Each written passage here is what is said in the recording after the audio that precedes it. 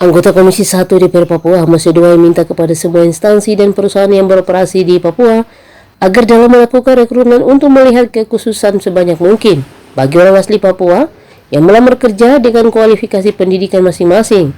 Hal ini disampaikan setelah menerima laporan masyarakat beberapa waktu lalu.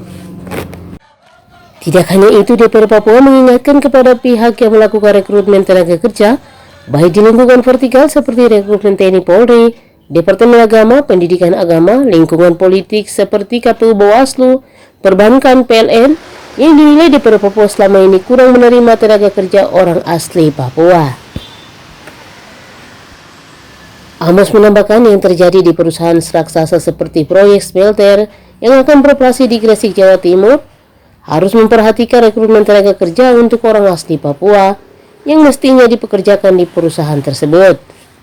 Baik kaitan dengan rekrutmen tenaga kerja di tanah Papua, Provinsi Papua ini, kami ingatkan kepada para pihak yang menyeleksi pegawai, baik di lingkungan vertikal maupun otonom, lingkungan TNI dan Polri, Departemen Agama, Pengadilan Agama, lembaga politik seperti lingkungan pegawai negeri sipil di KPU, Bawaslu, di perbankan. Selama ini tidak diterima orang asli Papua. Untuk itu ke depan supaya harus ada dinyatakan termasuk PLN. Itu ada pengaduan di Komisi A DPR sehingga kami sampaikan rekrutmen seperti peningkatan karir di lingkungan Polri.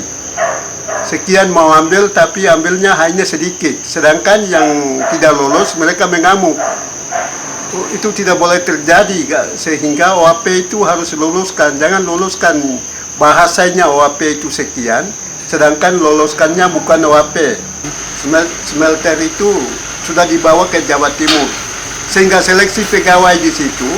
Ke depan kami ingatkan supaya harus ada orang dari Papua juga untuk ke sana, sehingga tidak ada tumpukan pengangguran di tanah Papua.